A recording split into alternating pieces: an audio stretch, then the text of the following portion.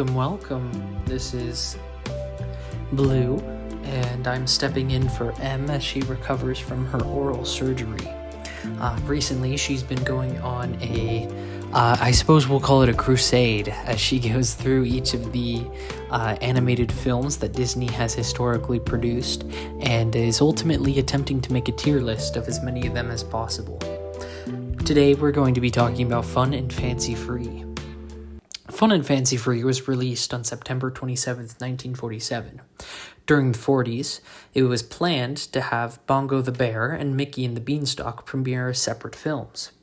However, in the late 30s, Mickey cartoons were quickly dwindling in popularity compared to Goofy, Donald, and even other non-Disney properties such as Popeye and Porky Pig. This era led to one of M's mom's favorite movie that Disney had made, which was The Brave Little Tailor. But this era also brought us The Sorcerer's Apprentice, which ended up in Fantasia. In the early 40s, during the production of Fantasia, the idea was pitched of a feature-length film based on the Jack and the Beanstalk story, starring Mickey with Donald and Goofy being supporting characters. Walt loved the pitch.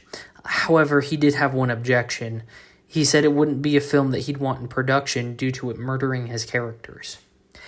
It's unknown exactly what he had meant in referring to that. My best guess is probably the Occam's razor, where he's meaning the characters' personalities. And I can kind of get it when I think about it. I think of like Donald in the early beginning of it, where he grabs the axe to slay their only cow, and they all have to strap him down in order to prevent him from doing so. Despite all of this, of course, an agreement was reached, and production on what was called The Legend of Happy Valley began in May of 1940. The first film pretty much matched the original intended story, with a few scenes that were removed. One of the scenes, for example, depicted Mickey bringing the cow into the town, and he was met with Honest John and Gideon, who slyly traded the cow for some beans. I was given those beans, you persuaded me to trade away my cow for beans. Another version had Mickey going to meet the Queen, who was played by Minnie, to sell her the cow for the beans. However, both of these scenes were scrapped, and ultimately the film doesn't really explain how Mickey gets the beans in the story before they are dropped inside their house. In May of 1941, when the rough animation was done on Dumbo, The Legend of the Happy Valley went into production. Since it was quite simple, 50 minutes of the movie was completed after just 6 months. However, in October of that year, due to the animator strike, the rise of World War II, and the debt caused by the cutoff of the foreign market, they were forced to halt production. During this time, production was beginning on another film starring Bongo the Bear, which is based on a short story from the magazine Cosmopolitan from 1930. It was suggested that Bongo could be almost akin to a spiritual successor to Dumbo, but ultimately didn't really pan out. In fact, another thing that was cut from it was that Bongo was supposed to have a chimpanzee sidekick, and they were supposed to encounter mischievous bear cubs, but this was left on the cutting room floor along with some other concepts. In fact, speaking of concepts, their original designs were much more realistic, but this was changed when they decided to combine the film with Mickey and the Beanstalk, simply to probably maintain cartoonic integrity, The script was nearly completed, right before Pearl Harbor happened in December of 1941. This concept caused the United States military to commission films, leading to Bongo the Bear and all other films in that time to be shelved, either temporarily or permanently. During the war, Disney stopped making single-story films for cost reasons and started packaging their films instead in sets. This led to films such as Saludos Amigos, The Three Caballeros, Make Mine Music, Fun and Fancy Free, Melody Time, and even more towards the end of it, The Adventures of Ichabod and Mr. Toad. It was only after they had accumulated enough money that they began making single features again, with the first one after the war being Cinderella. Walt had felt that the animation of both Bongo the Bear and Mickey and the Beanstalk were not up to the high standards of a regular feature, and so, like many of the others, they were packaged into a singular film. Throughout the 40s, it was also discussed that Mickey and the Beanstalk was to be paired with The Wind in the Willows, which was also in production at the same time. This film would have been called Two Fabulous Characters. This would ultimately not happen, however, with Mickey and the Beanstalk being paired with Bongo the Bear, and The Wind in the Willows being paired with The Legend of Sleepy Hollow. This was to create, of course, The Adventures of Ichabod and Mr. Toad, which was released a bit later in 1949. This would be one of the last times that Walt had voiced Mickey consistently, as he got busy with the company as it continued to grow. The sound effect artist Jimmy Donald would step in later and play the role starting in 1948. Walt did, however, voice Mickey for the Mickey Mouse Club intro for the original run. In the film, Jiminy Cricket sings a song called I'm a Happy-Go-Lucky Fellow. This song was originally written for Pinocchio, but was ultimately cut during the editing process. The reception of the film in the end was mixed, with some critics praising the film and the magic that was held on to, and others hating the film. They, in the end, called it... well, not really in the end. They more or less called it low-grade and dull. Compared to other Disney movies, I can understand their sentiment, but it was also the middle of a world war, and the animators had gone on strike. You know, where are you expecting a bunch of money production to come from? You know, money doesn't grow on trees. Because they didn't have much money at the time, it was kind of a big turning point. The film grossed $45.9 million worldwide when adjusted for inflation. Fun and Fancy Free has been released in every home video version, VHS, Laserdisc, DVD, and a combination Blu-ray DVD with The Adventures of Ichabod and Mr. Toad. Other ways that they had distributed it included that they had aired it as episodes in the Disneyland series in the 50s and 60s. However, at this time, they had separated Bongo the Bear and Mickey and the Beanstalk, and so because of that, they had to change the narrators for the two stories. Bongo aired as an individual episode, with Jiminy Cricket providing the narration instead of Diana Shore. Mickey and the Beanstalk aired with Sterling Holloway providing the narration for that short instead of Edgar Bergen. This was aired in 1955 and can be found on Good Morning Mickey in the 80s. A segment was also found in Donald Duck's 50th birthday record. Later, Mickey and the Beanstalk aired as a short film in 1963 with Ludwig von Drake as the narrator. I have a special place in the end for these two films. I enjoyed watching them a lot with M. These two films are fantastic. They're one of my favorite classic Disney ones. I think one of my favorites is when they're slicing the bread and it's like transparently thin. I think that's one of my favorite examples of cartoon humor that like only really worked then. I mean, I feel like the company that generally did it better was, of course, Looney Tunes. But when Disney would do stuff like this, they would really strike and would really hit out of the ballpark. And I think this is one of those examples, just that scene. It's hilarious. Even me as an adult, I still find it really funny. And maybe that's just a testament to Disney's timelessness for some of these. Bongo the Bear is also very cute. I love his design. He reminds me a little bit of like a bellhop of sorts. I don't know if you can see. I guess that's kind of the inspiration of the era it's taking place. But their story is very cute. Reminds me a lot of myself and M. And just, you know, me being a doofus like Bongo and not understanding and how we've continued to grow and some of the things we've had to learn for both of us. I really liked the Bongo the Bear short also. He reminds me a lot of myself. I mean, not even just outside of his design, because I would totally rock that look. It reminds me a little bit of like a bellhop, which I think would be fun. I remember as a kid seeing those designs and always thinking it was really cool. I think the other examples is there was the one penguin from Club Penguin. Oh, I can't remember his name. Is it Jeff? I can't remember. He's like a bellhop. I thought his design was really cool. And there was also the one dude from The Sweet Life on Zack and Cody, who I can't remember the name of either. Because, M's the historian. I'm not. I could barely remember to put my two shoes on correctly and, on the right foot.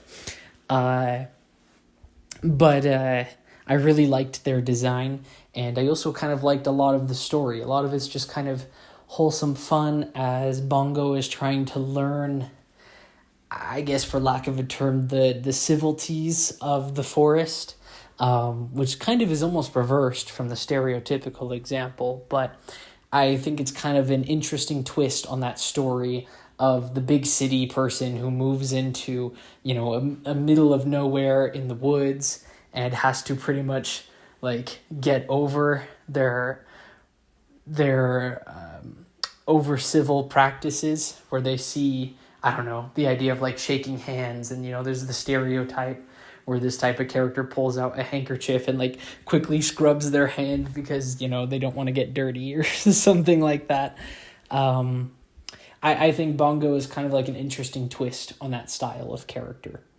I'm sure it's got a name. I'm sure it's got a proper trope name, but I'm not a trope expert. I'm just a guy who likes to program video games. So that's what I'm here for. So and supporting my wife, who I so love.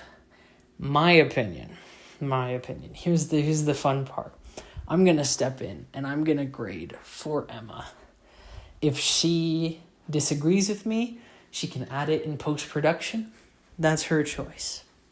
But my opinion, I think this is a B tier. Because at first, I was a bit dragging my heels for Bongo, but then I let Bongo be Bongo, and it went great. And I also think Mickey and the Beanstalk is a classic. I would say it is probably mid-B, would be where I would put it. Just my personal opinion and how I feel about it. But we'll see what M also has to say.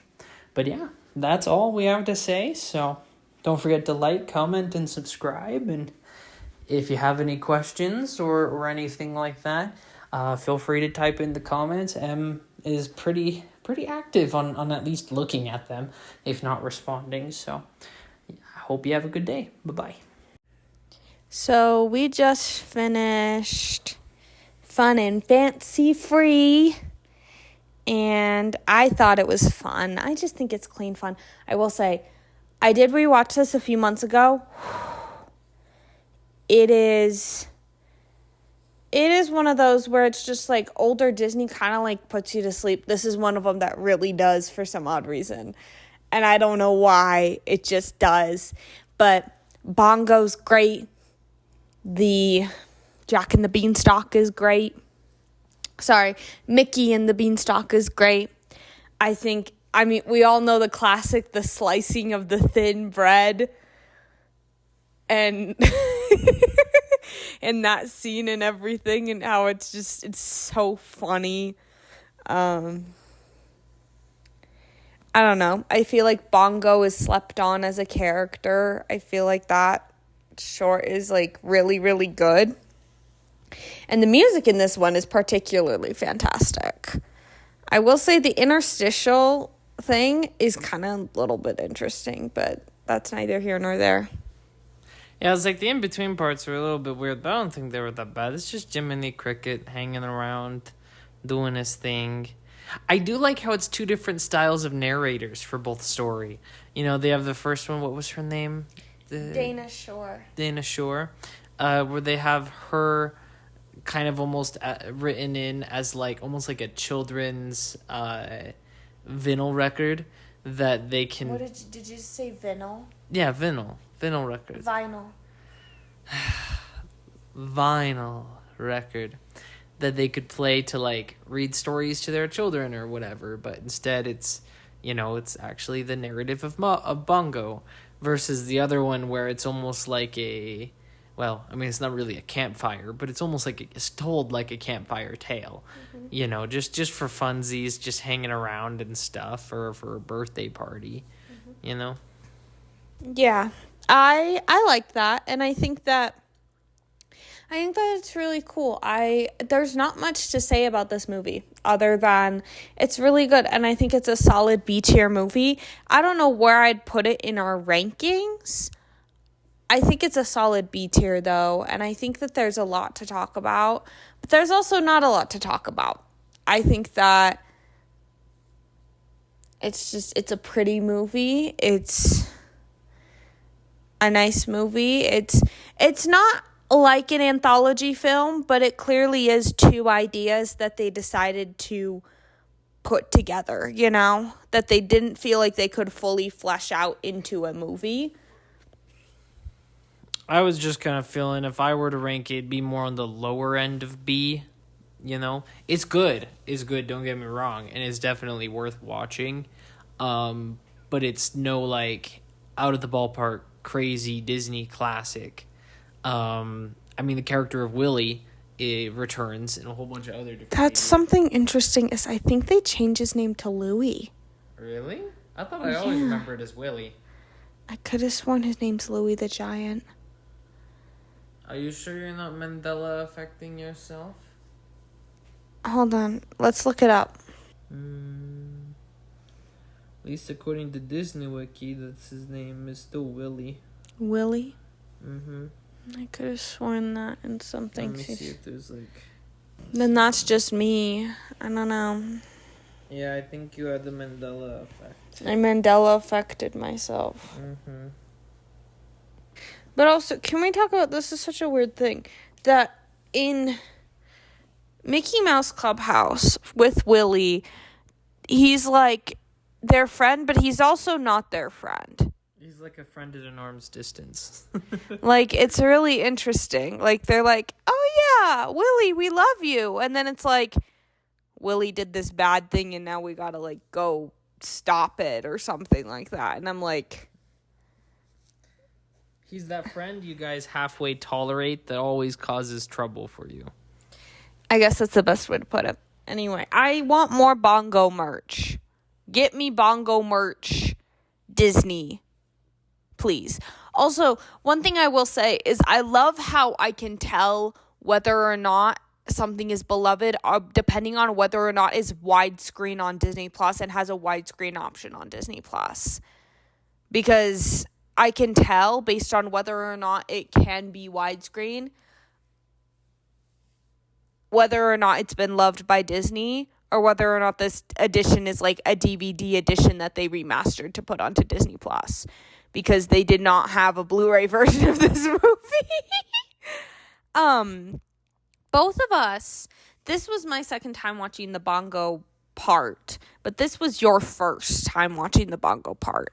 Yeah. But we both had seen Mickey and the Beanstalk. And I think the reason for that is I think that there was a time where they'd ripped it and put it on Netflix.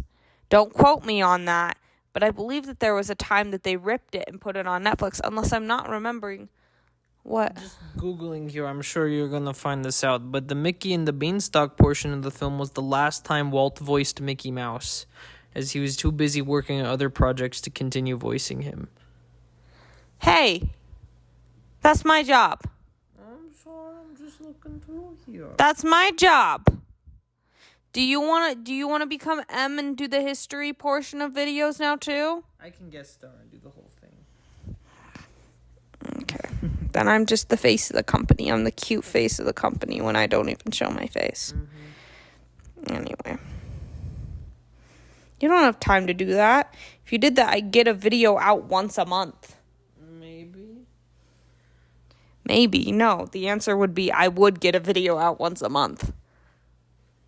Yeah, perhaps. Anyway, so back to what I was talking about.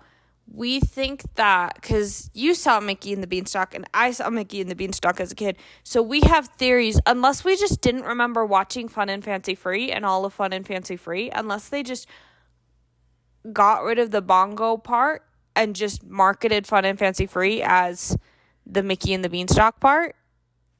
I don't know, because I feel like we both had, like, it was on Netflix at some point. I feel like that's right. Mm-hmm.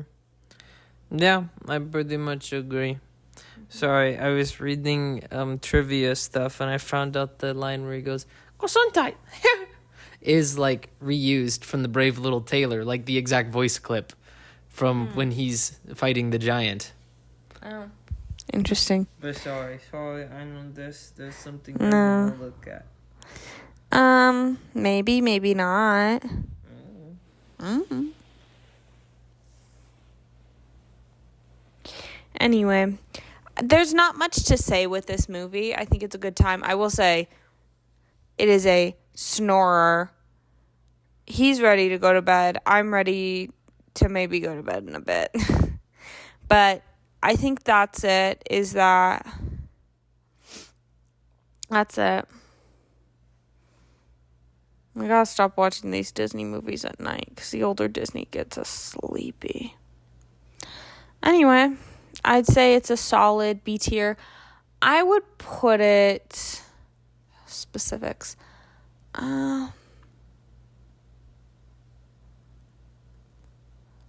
Below Melody Time. Not Melody Time, Make Mine Music.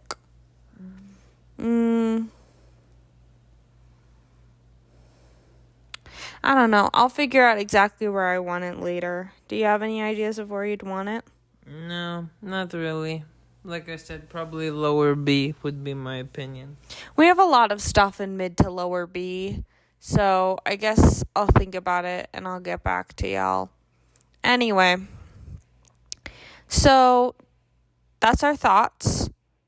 Do you have anything else to say? No, I don't have anything else to say. Other than, I hope we don't have to slice up a single slice of bread. I hope we don't get that poor. I've been that poor once. And I don't want to be that poor again. And I like to slap you every single day. Because I love you. You love me. Please do not cancel me for that statement if you haven't seen the movie. Anyway. We hope you have a great rest of your day, rest of your night, rest of your morning, rest of your afternoon. And thank you so much for watching. And we'll hope to see you again soon. Do you have any parting words for the people? Nope. But I'll be sure to slap you too. I'll do it right now. Okay. Anyway, thank you so much for watching. We really appreciate it. Bye. Bye-bye.